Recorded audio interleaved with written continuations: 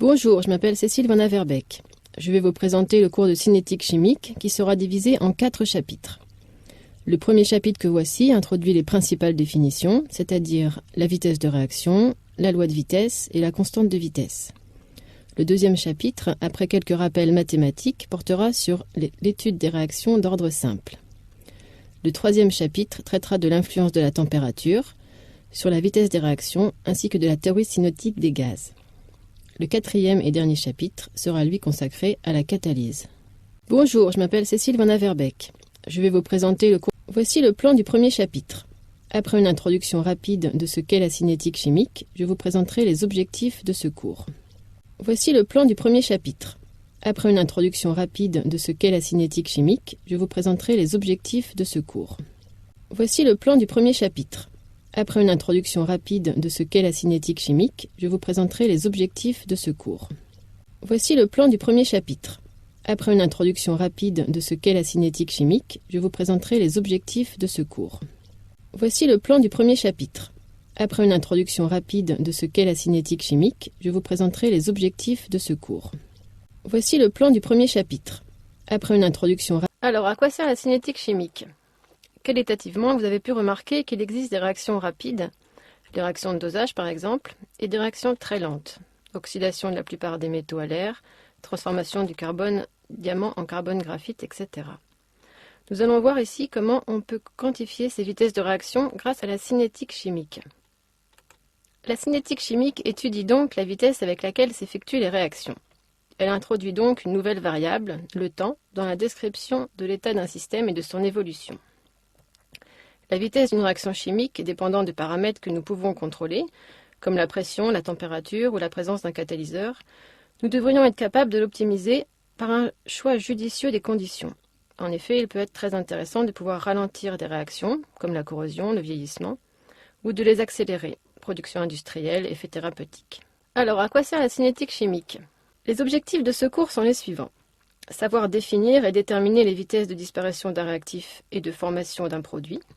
Pour cela, nous nous limiterons au cas d'un réacteur fermé de composition uniforme. Savoir définir la vitesse de réaction et la relier aux vitesses de disparition et de formation des différentes espèces. Connaître l'influence de divers facteurs cinétiques. Savoir définir et déterminer l'ordre d'une réaction chimique, la dégénérescence de l'ordre. La loi empirique d'Arrhenius, l'énergie d'activation. Et enfin, savoir exprimer et intégrer la loi de vitesse correspondante pour des ordres simples et définir les temps de demi-réaction. Les objectifs de ce cours sont les suivants.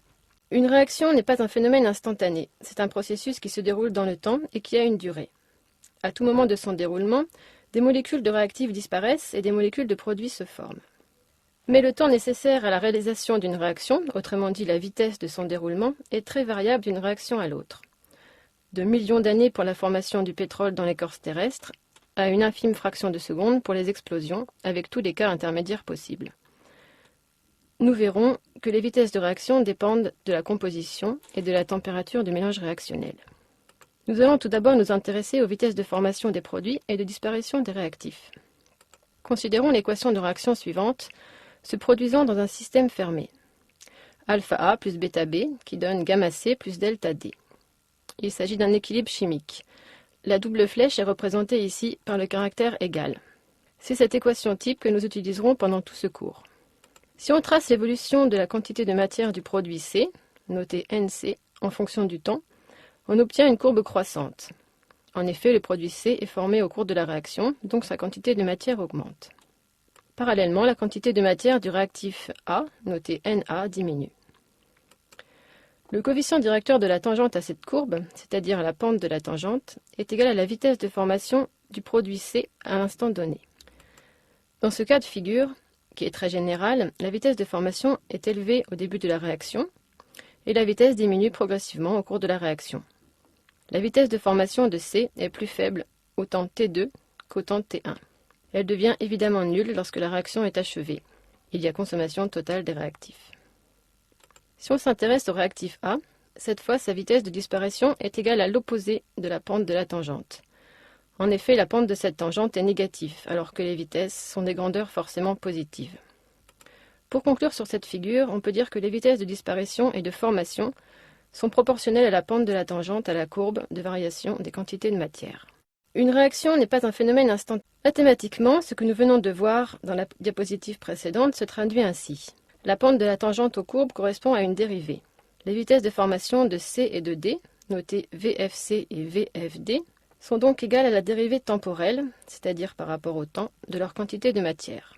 Vf de C est égal à dNc sur dt, et Vf de D est égal à dNd sur dt. Les vitesses de disparition de A et B sont notées VdA et VdB. Comme nous l'avons vu précédemment, leur vitesse de disparition sera l'opposé de la dérivée correspondante. Vd de A égale moins dNA sur dt, et Vd de B égale moins dNb sur dt. Comme on peut le voir d'après leurs expressions, les vitesses de formation et de disparition sont homogènes au quotient d'une quantité de matière par un temps. Dans le système international, elles sont donc exprimées en mol par seconde, ou en mol par minute, ou mol par heure, etc. Ces définitions de vitesse correspondent à des vitesses instantanées, c'est-à-dire des vitesses à un instant t donné. On peut remarquer que ces vitesses sont indépendantes de la façon d'écrire l'équation, puisque les coefficients stoichiométriques n'apparaissent pas dans leurs expressions. Par contre, ces vitesses dépendent des quantités de matière mises en jeu, ce qui n'est pas très commode, comme nous le verrons ensuite. Mathématiquement, ce que nous venons de voir la définition des vitesses instantanées. Il existe aussi d'autres définitions de vitesse. La première est la vitesse moyenne, notée V moyen. La vitesse moyenne de formation du produit C, entre les temps T1 et T2, vaut NC2 moins NC1 divisé par T2 moins T1, soit delta NC sur delta T. La vitesse moyenne de disparition du réactif A, entre les temps T1 et T2, vaut moins, puisqu'il s'agit d'un réactif, Na2 moins Na1 divisé par T2 moins T1, soit moins delta Na sur delta T. La seconde définition est la vitesse initiale, souvent notée VI ou V0. C'est la valeur de la vitesse à l'instant t égale 0. Nous venons de voir la définition des vitesses. Nous allons avoir besoin de la notion d'avancement dans la suite de ce cours. Voici donc quelques rappels à ce sujet. Considérons toujours notre réaction alpha A plus bêta B en équilibre avec gamma C plus delta D. À l'instant t égale 0, les quantités de matière de A, B, C et D correspondent aux quantités de matière initiales, à t égale 0. Notez aussi Na0, Nb0, NC0 et ND0. À un instant t quelconque, caractérisé par un avancement de réaction xi, les quantités de matière des réactifs sont égales au nombre de moles initial moins l'avancement multiplié par le coefficient stoichiométrique du réactif dans l'équation de réaction. Pour A, cela donne Na0 moins alpha xi. Pour B, Nb0 moins bêta xi. Pour les produits, les quantités de matière sont égales au nombre de moles initial plus l'avancement multiplié par le coefficient stoichiométrique du produit dans l'équation de la réaction. Pour C, NC0 plus gamma xi, et pour D, ND0 plus delta xi. À partir de ce tableau d'avancement, on peut exprimer l'avancement xi pour chaque réactif et produit en fonction de sa quantité de matière initiale, de son coefficient stoichiométrique et de sa quantité de matière à l'instant t, notés respectivement Na de t, Nb de t, Nc de t et Nd de t. On a donc xi égale Na0 moins Na de t divisé par alpha. De même pour B, xi égale Nb0 moins Nb de t divisé par bêta. Attention, le signe est différent pour les produits. Ceci est lié au signe dans le tableau d'avancement. Je vous rappelle également que l'avancement d'une réaction est exprimé en mol et est une grandeur positive. Nous allons profiter de l'expression de l'avancement en fonction des nombres de moles des réactifs et des produits pour exprimer la dérivée de l'avancement xi par rapport au temps, dont nous allons avoir besoin un peu plus loin. Diapositive 10. Appliquons la dérivée par rapport au temps à l'expression de xi en fonction du nombre de moles de A. d de xi sur dt est égal à d sur dt de Na0 moins Na de t divisé par alpha. Le nombre de moles initial de A est une constante, donc sa dérivée par rapport au temps est nulle. Il reste donc la dérivée de moins Na de t sur alpha, ce qui donne moins 1 sur alpha d de Na de t divisé par dt. Comme le nombre de moles de A décroît au cours du temps, sa dérivée est négative. Moins 1 sur alpha d de Na sur dt est donc positif, ce qui est bien le cas aussi pour d de xi sur dt, car xi est forcément croissant au cours du temps.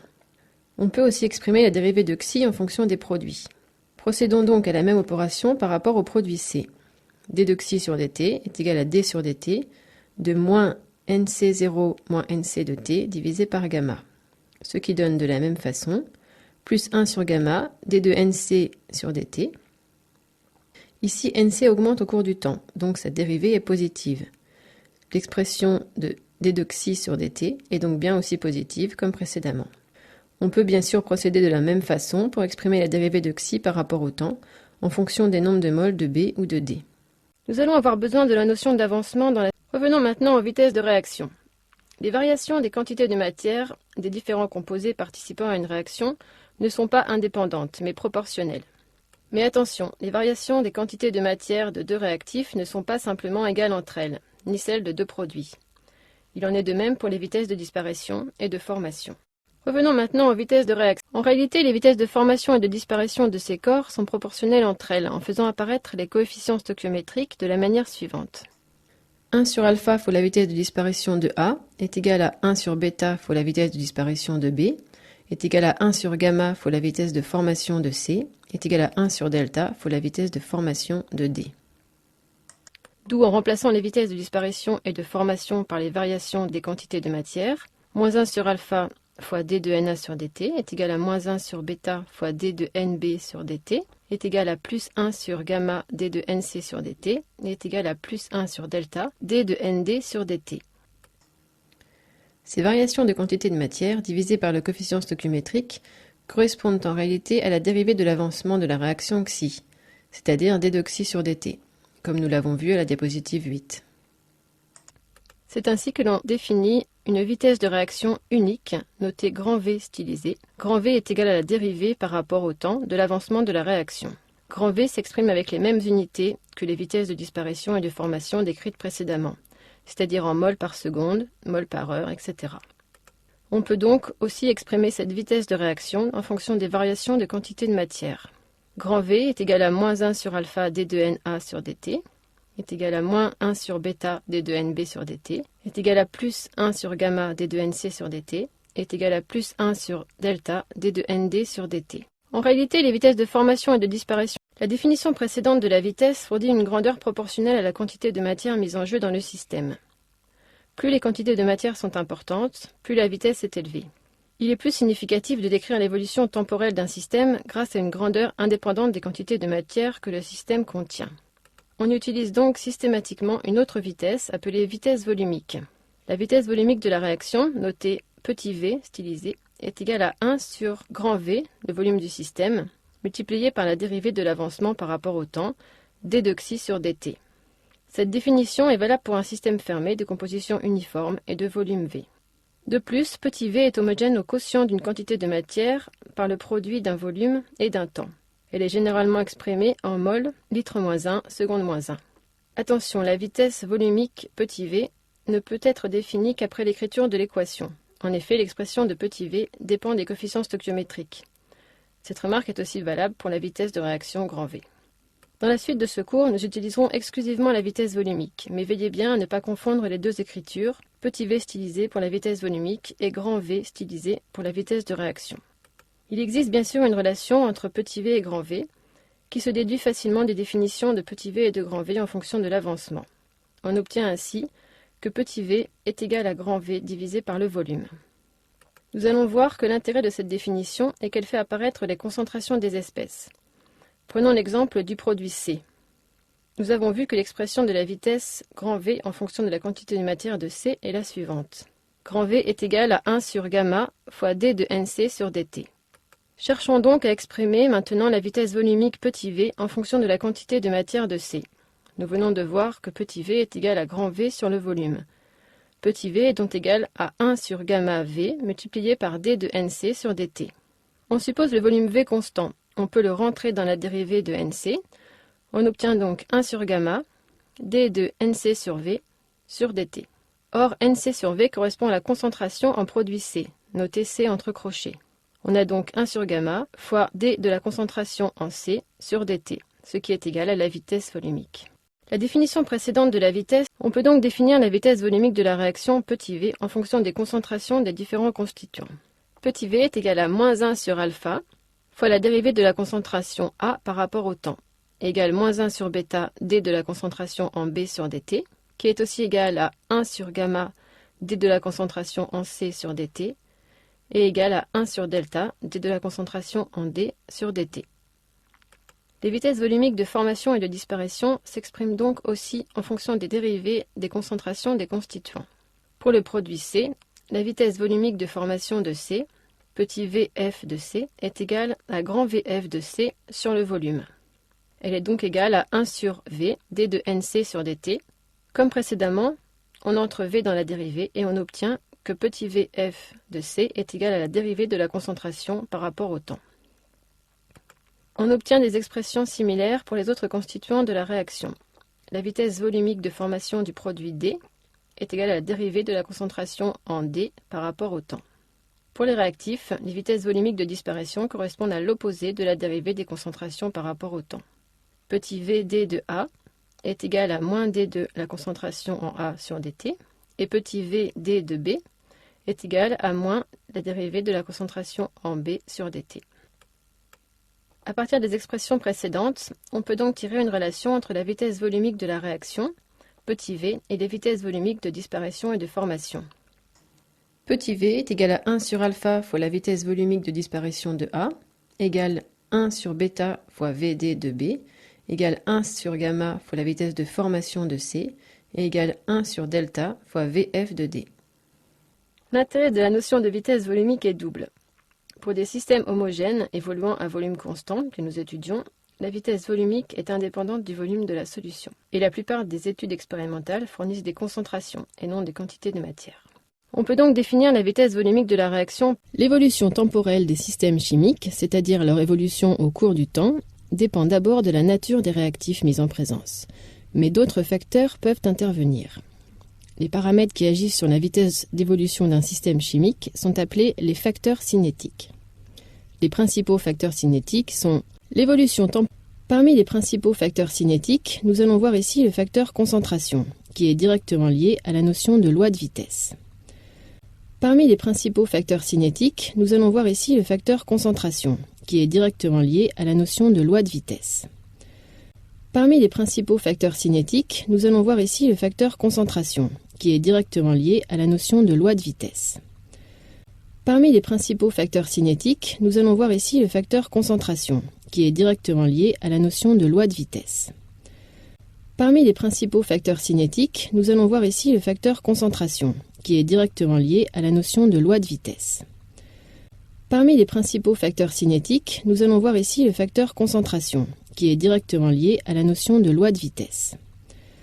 Parmi les principaux facteurs cinétiques, nous allons voir ici le facteur concentration, qui est directement lié à la notion de loi de vitesse. Parmi les principaux facteurs cinétiques, nous allons voir ici le facteur concentration, qui est directement lié à la notion de loi de vitesse. Parmi les principaux facteurs cinétiques, nous allons voir ici le facteur concentration, qui est directement lié à la notion de loi de vitesse. Parmi les principaux facteurs cinétiques, nous allons voir ici le facteur concentration, qui est directement lié à la notion de loi de vitesse. Parmi les principaux facteurs cinétiques, nous allons voir ici le facteur concentration, qui est directement lié à la notion de loi de vitesse. Parmi les principaux facteurs cinétiques, nous allons voir ici le facteur concentration, qui est directement lié à la notion de loi de vitesse. Parmi les principaux facteurs cinétiques, nous allons voir ici le facteur concentration, qui est directement lié à la notion de loi de vitesse. Parmi les principaux facteurs cinétiques, nous allons voir ici le facteur concentration, qui est directement lié à la notion de loi de vitesse. Parmi les principaux facteurs cinétiques, nous allons voir ici le facteur concentration, qui est directement lié à la notion de loi de vitesse. Parmi les principaux facteurs cinétiques, nous allons voir ici le facteur concentration, qui est directement lié à la notion de loi de vitesse. Parmi les principaux facteurs cinétiques, nous allons voir ici le facteur concentration, qui est directement lié à la notion de loi de vitesse. Parmi les principaux facteurs cinétiques, nous allons voir ici le facteur concentration, qui est directement lié. Voici quelques exemples de lois de vitesse, une simple et une complexe, pour vous montrer ce que l'on peut rencontrer. Ces deux exemples ne sont bien sûr pas à apprendre par cœur. Le premier exemple concerne la décomposition, en phase gazeuse ou en solution, du pentaoxyde de diazote. 2N2O5 qui donne 4NO2 plus O2. La loi de vitesse de cette réaction est la suivante.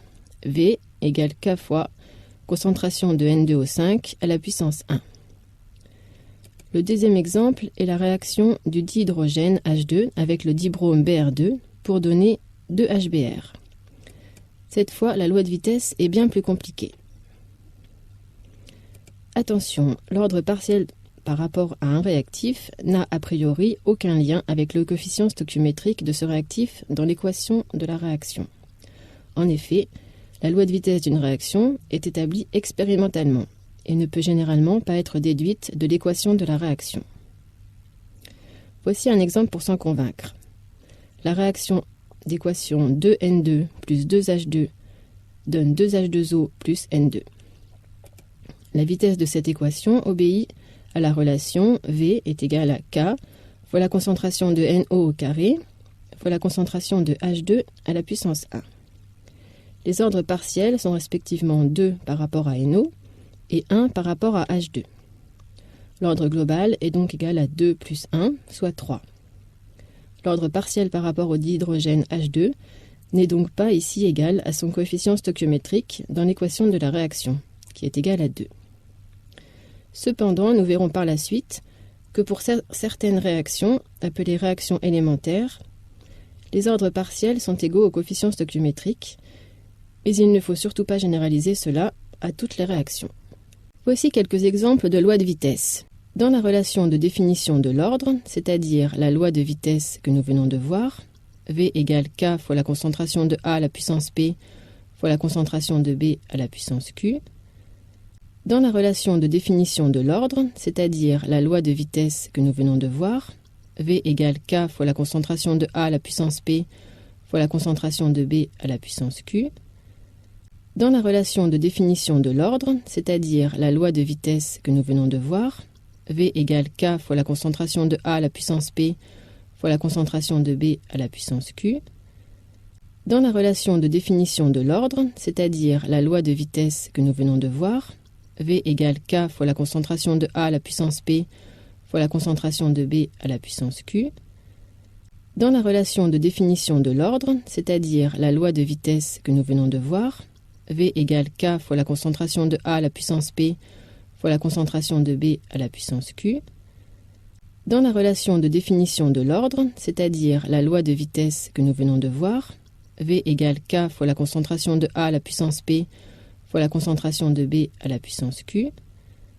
Dans la relation de définition de l'ordre, c'est-à-dire la loi de vitesse que nous venons de voir, V égale K fois la concentration de A à la puissance P fois la concentration de B à la puissance Q. Dans la relation de définition de l'ordre, c'est-à-dire la loi de vitesse que nous venons de voir, V égale K fois la concentration de A à la puissance P fois la concentration de B à la puissance Q. Dans la relation de définition de l'ordre, c'est-à-dire la loi de vitesse que nous venons de voir, V égale K fois la concentration de A à la puissance P fois la concentration de B à la puissance Q.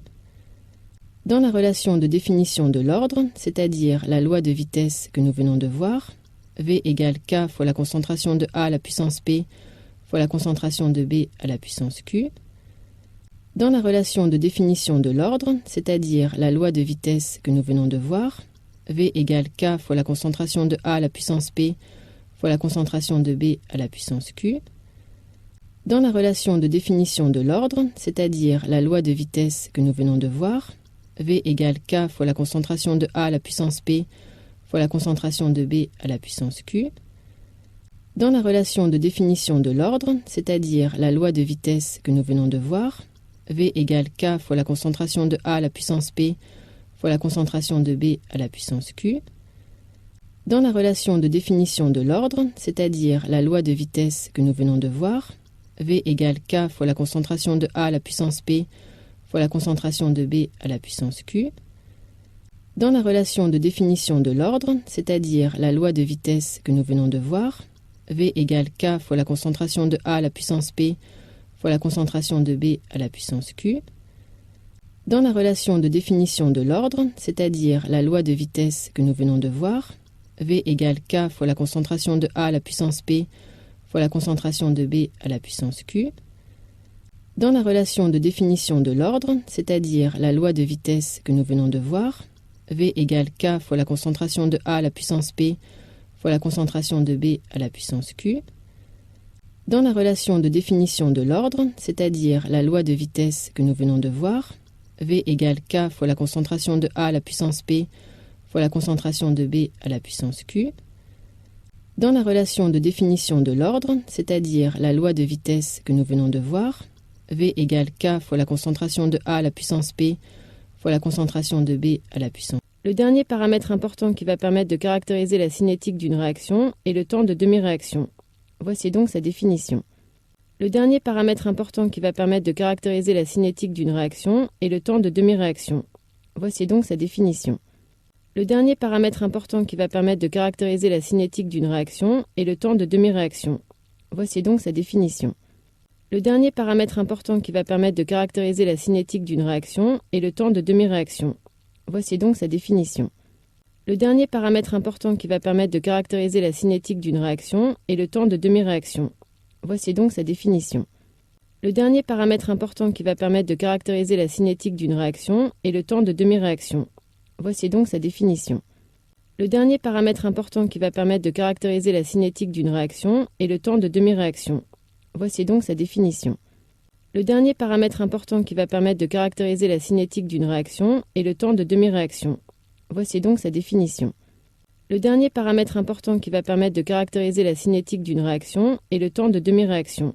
Voici donc sa définition. Le dernier paramètre important qui va permettre de caractériser la cinétique d'une réaction est le temps de demi-réaction.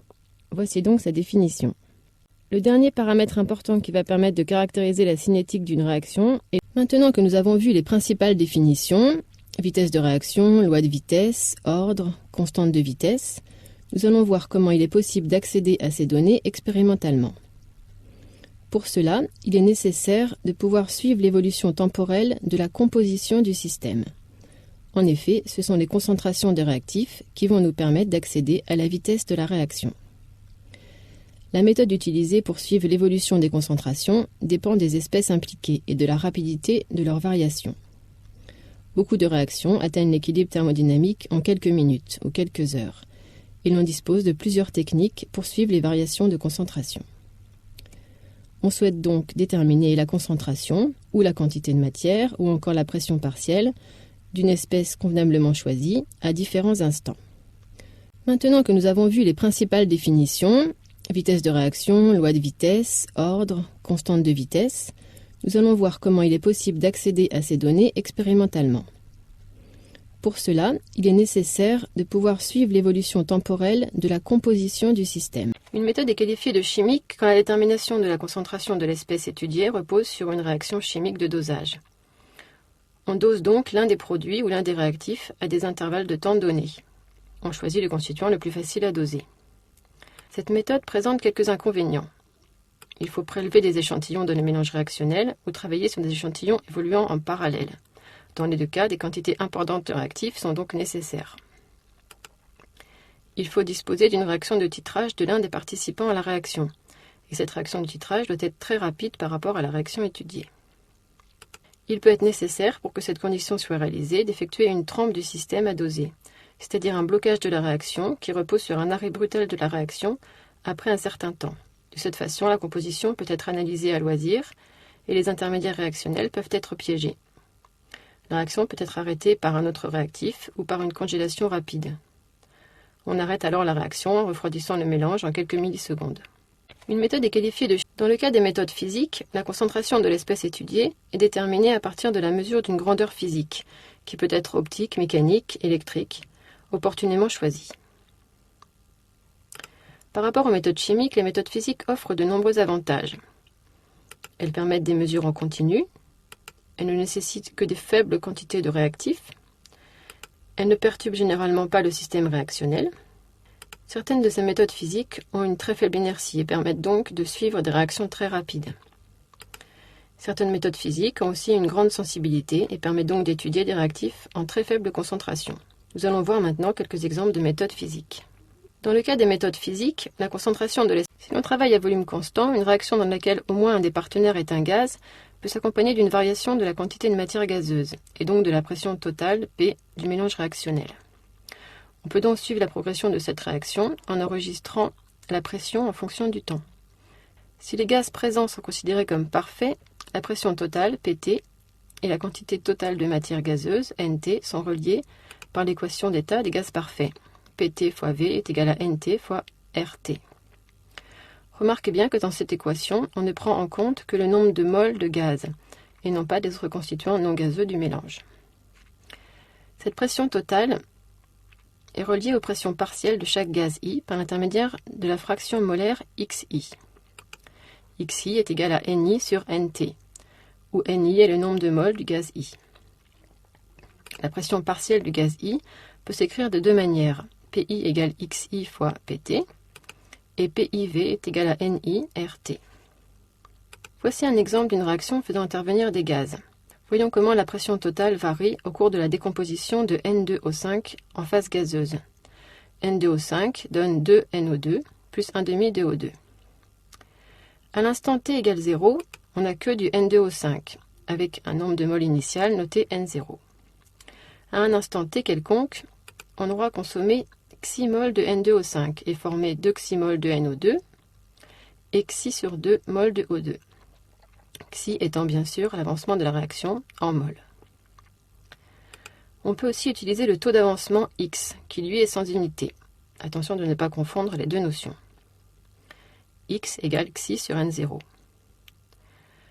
Le nombre de moles de N2O5 à un instant t vaudra donc N0 facteur de 1 moins X, pour NO2 2xN0 et pour O2 1,5 de xN0. La grandeur à laquelle on aura accès par la mesure de pression est la pression totale, PT. On aura donc besoin du nombre de moles gazeuses totales, NT.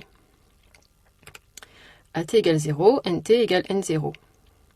Et à un instant t, NT est donc la somme des quantités de matière des trois espèces présentes, puisqu'elles sont toutes trois gazeuses. Ce qui fait N0 facteur de 1 plus 3,5 de X. La pression totale, PT, évolue donc de la manière suivante. À t égale 0, PT égale P0, car PT est égal à NT RT sur V, est égal à N0 RT sur V, car NT égale N0, et N0 RT sur V égale P0. À l'instant t, PT est égal à 1 plus 3,5 de X fois P0, car PT est égal à NT RT sur V, égale N0 facteur de 1 plus 3,5 de X RT sur V, car NT est égal à 1 plus 3,5 de X fois N0, et on remplace N0 RT sur V par P0. À t final, c'est-à-dire pour un taux d'avancement X égale 1, PT est égal à 5,5 de P0. La mesure de la pression totale PT permet donc d'accéder au taux d'avancement et à l'avancement de la réaction, et donc de connaître à chaque instant les quantités de matière de chaque constituant du mélange. On peut ainsi faire l'étude cinétique de la réaction. Si l'on travaille à volume constant, la spectrophotométrie, c'est-à-dire la mesure d'absorbance, est très souvent applicable. Elle est particulièrement utile quand une substance du mélange réactionnel présente une forte absorption caractéristique dans une région accessible du spectre électromagnétique. C'est par exemple le cas pour une espèce colorée. Pour des solutions suffisamment diluées, la loi de Beer-Lambert donne l'expression de l'absorbance A de la solution en fonction de la concentration C de l'espèce susceptible d'absorber la radiation utilisée. A égale epsilon LC, où A est l'absorbance à une certaine longueur d'onde lambda. Epsilon, le coefficient d'absorption molaire, en litres mol-1 cm-1, qui dépend également de lambda. L, la longueur du trajet optique, en centimètres. Et C, la concentration, en mol par litre. On peut ainsi, en suivant l'évolution de l'absorbance A de la solution en fonction du temps, avoir accès à la variation de la concentration de l'espèce responsable de cette absorption. Une autre méthode de suivi de réaction est la mesure de conductance. Cette méthode est utilisée pour des réactions qui mettent en jeu des ions, qui sont les seuls porteurs de charge en solution. Lorsque leur concentration varie ou lorsque leur nature change, la conductivité de la solution est modifiée. Le suivi de cette réaction se fait grâce à un conductimètre. Il existe bien sûr d'autres méthodes pour déterminer la composition d'un système. La mesure du pH de la solution en est une. La spectrophotométrie, c'est-à-dire la mesure d'absorption. Voyons pour finir ce qu'il faut retenir de ce chapitre 1 de cinétique chimique. Ce chapitre est très important car il pose les définitions qui seront utilisées dans la suite des chapitres. Dans la section 1, il faut connaître les définitions des vitesses de disparition des réactifs, de formation des produits, qui sont liées, comme nous l'avons vu, aux dérivés des concentrations par rapport au temps. Il faut également connaître la définition de la vitesse de réaction, savoir qu'on utilise essentiellement la vitesse de réaction volumique. Il faut aussi connaître quels sont les paramètres influençant la vitesse de réaction. Voyons pour finir ce qu'il faut retenir de ce chapitre 1 de cinétique chimique. Ce chapitre est très important car il pose les définitions qui seront utilisées dans la suite des chapitres. Dans la section 1, il faut connaître les définitions des vitesses de disparition des réactifs, de formation des produits, qui sont liées, comme nous l'avons vu, aux dérivés des concentrations par rapport au temps. Il faut également connaître